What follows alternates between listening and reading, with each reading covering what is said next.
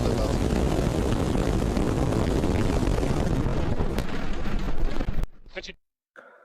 Indonesia itu punya banyak orang pinter, tapi kenapa kalau orang mau bikin roket, obat, atau teknologi canggih, mereka harus kabur ke luar negeri dulu, baru dianggap. Kenapa di negeri sendiri, peneliti justru sering dianggap kayak pengangguran? Di Indonesia, penelitian untuk hal-hal yang baru atau upaya inovatif terbilang masih sangat minim. Makanya kalau ada hal-hal yang baru, entah itu teknologi, ilmu, atau apapun itu, hampir bisa dipastikan berasal dari luar negeri. Kenapa ya bisa kayak gitu? Atau emang research itu bukan budaya kita aja? Tapi mau yang manapun itu, atau apapun alasannya, kalau menimbang gap antara kita dan luar negeri yang udah maju, emang masih sangat jauh sih. Masih banyak problem yang belum selesai di sini, yang akan terpaksa menjadi urgensi yang lebih diutamakan. Apalagi untuk melakukan riset itu, biayanya nggak murah. Dan di negara kita, dana untuk melakukan riset itu emang masih minim. Hanya berkisar 0,3% dari PDB. Terus rasio peneliti juga rendah, hanya sekitar 110 orang dari per 1 juta penduduk. Kalau soal dana riset, sama tetangga aja seperti Singapura atau Malai misalkan.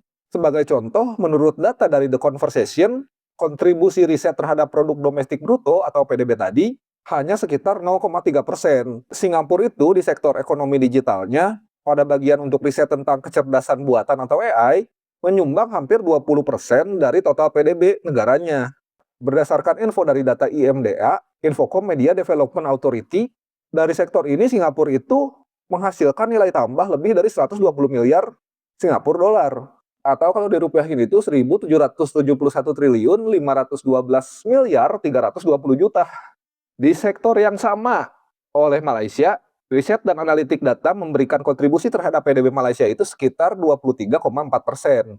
Dengan nilai tambah sekitar 8 miliar ringgit atau sekitar 35 triliun 709 miliar 64 juta rupiah. Dari situ aja kita tahu kalau misalkan ada orang yang berkompeten di negara kita untuk melakukan research, akhirnya orang itu ya kerjanya di luar negeri. Dan di Indonesia ada problem lain terkait hal itu, di mana ada tuntutan birokrasi akademis yang cenderung lebih fokus hanya pada pemenuhan target administratif atau publikasi jurnal. Kenapa?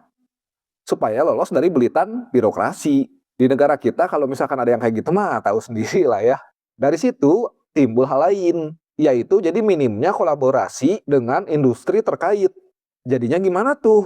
Jadinya banyak hasil riset lokal itu cuman berakhir di rak perpustakaan atau hanya terbatas paten, tanpa bisa direalisasikan menjadi produk nyata. Apalagi kalau bicara soal industri.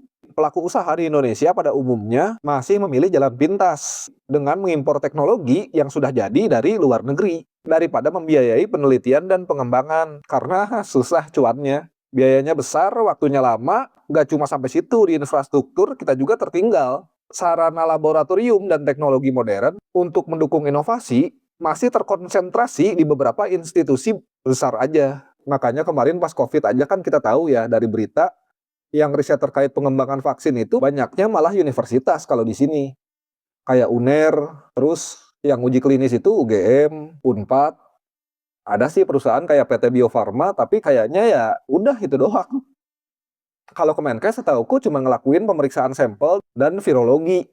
Sama bikin aplikasi. Yang sekarang aplikasinya nggak tahu kemana. Atau udah ganti gitu ya. Walaupun sebenarnya secara kuantitas jumlah publikasi ilmiah Indonesia di tingkat global itu terus meningkat. Tapi kalau kita cari-cari, umumnya riset-riset tersebut bersifat replikasi. Ya ada juga yang studi literatur, ada juga yang bersifat terapan lokal. Tapi yang pasti bukan penemuan inovasi disruptif atau berskala besar. Kalau teman-teman mau lihat peta publikasi ilmiah Indonesia, cek aja di SCI Mago.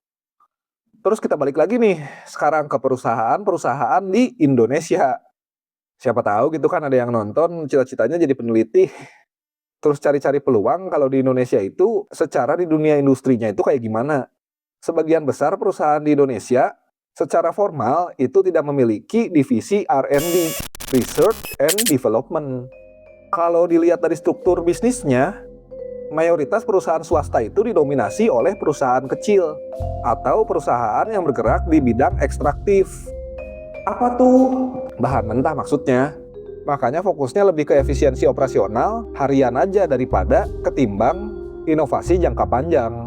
Kalau sekalinya ada perusahaan yang punya R&D, sebagian besar R-nya mah enggak tuh.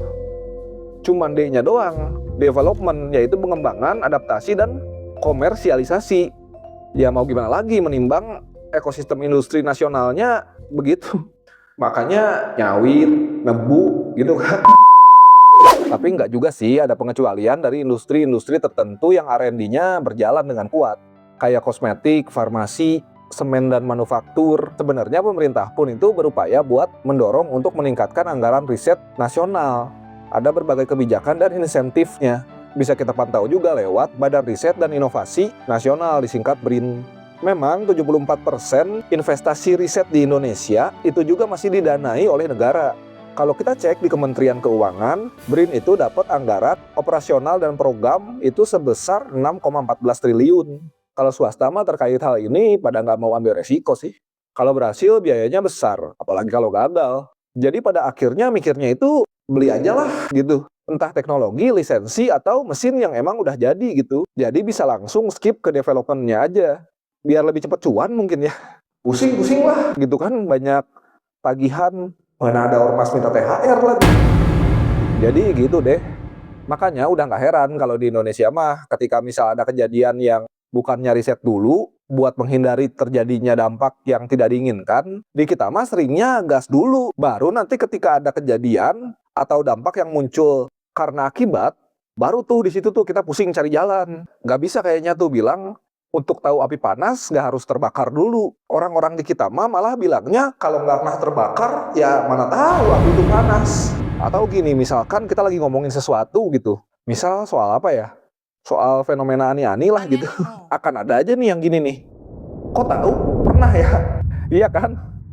Kalau tahu disimpulin langsung. Pasti udah pernah nih gitu. Makanya sebagai contoh sering tuh kejadiannya kayak udah ngebangun, banjir.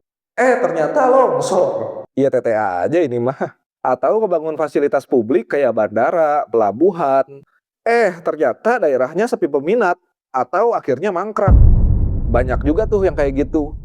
Gak tahu yang begitu tuh, mereka tuh bikin visibility study dulu gak sih? Studi kelayakan. Jadi sebelum bikin apa-apa itu, at least tahu dulu kebutuhan realnya itu apa. Potensinya gimana gitu kan. Balik lagi, at the end, kalau aku mah mau kritik juga dari sisi lain, aku juga paham sih urgensi kita emang belum sampai situ. Ada gap yang jauh tadi, problem-problemnya nggak selesai-selesai lagi. Cuma untuk teman-teman yang mungkin punya mimpi atau bercita-cita menjadi scientist, atau pengen meneliti sesuatu untuk mendiscovery something, lakuin aja sih, tenang aja sih, pasti ada jalan. Masih ada kok tokoh-tokoh seperti Dr. Engko Hairul Anwar, penemu 4G LTE berbasis OFDM, Dr. Yogi Ahmad Erlangga, yang nemuin persamaan Helmholtz dalam matematika numerik. Ada Profesor Dr. Insinyur R.M. Sediatmo yang nemuin pondasi cakar ayam, Randall Harto Laksono yang nemuin bahan pelapis anti panas, atau kayak Dr. Jo Hintyo yang nemuin ternyata kromosom manusia itu jumlahnya 46/23 pasang, bukan 48 seperti yang diyakini ilmuwan-ilmuwan barat. Dan siapa tahu nextnya mungkin teman-teman